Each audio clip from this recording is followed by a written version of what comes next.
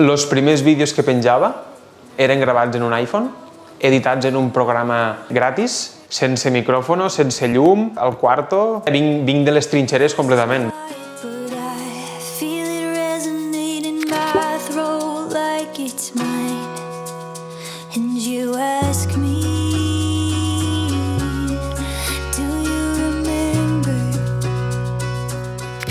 Un any, que em vaig obrir el compte d'Instagram. Al març del 2021, farà un any. Vaig penjar 2 o 3 vídeos, va quedar bé, ho vaig amollar tot. I au, és l'anglet.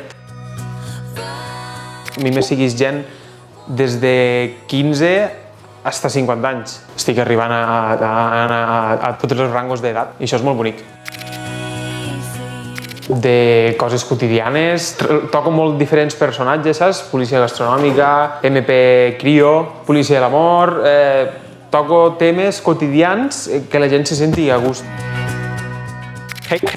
Haters. Potser en un any me n'han sortit 2 o 3. Si tens haters és perquè estàs fent alguna cosa bosses. Deixa'm viure. Jo crec que el que els agrada a mi als meus seguidors és que veuen que faig vídeos parlant com ells. T'impacta, saps? Dius, hòstia, este xaval està parlant com jo, saps? Per favor, no m'abandoneu mai. Seguiu sempre al meu costat com ho estat estar. Bueno. Tinc un company de l'ESO que me va fer agafar amor a José Mota. José Mota és el meu màxim ídol. Programes sencers, d'hora, hora i mitja, jo allí, en el mòbil, mirant. Salmó ahumat. Bueno, i a la planxa també, al forn, el salmó com vulguis. La gastronomia japonesa me torna loco. M'encanta el sushi, me flipa el sushi, soc un sushi lover. Ho sento, mama, me quedaria en l'onigiri de salmó flambejat. I bueno, este és el meu company de vida. Se diu Floki, fa un mes i mig me vaig independitzar i em fa una companyia. Una aplicació que tinc d'edició de fotos, VSCO, Vascocam o alguna cosa així, no ho sé, un nom raro. Té uns filtros que, clar, jo estic molt blanc i encara que paregui impossible me fa menys blanc. En acabat també els d'Instagram estan ja passats de moda.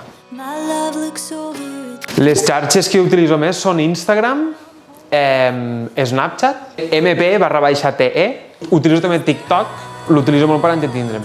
Miro sèries dinant, miro pel·lícules dinant i sopant i després ja també per estar connectats amb els meus seguidors a través de xarxes socials i per a pujar els vídeos, bàsicament. A veure, jo des de minut que estic molt loco, sempre he sigut el pallasso de la colla. Les idees més loques, m'encanta fer riure a la gent i ojalà me pogués dedicar a això. Tinc molt per a fer.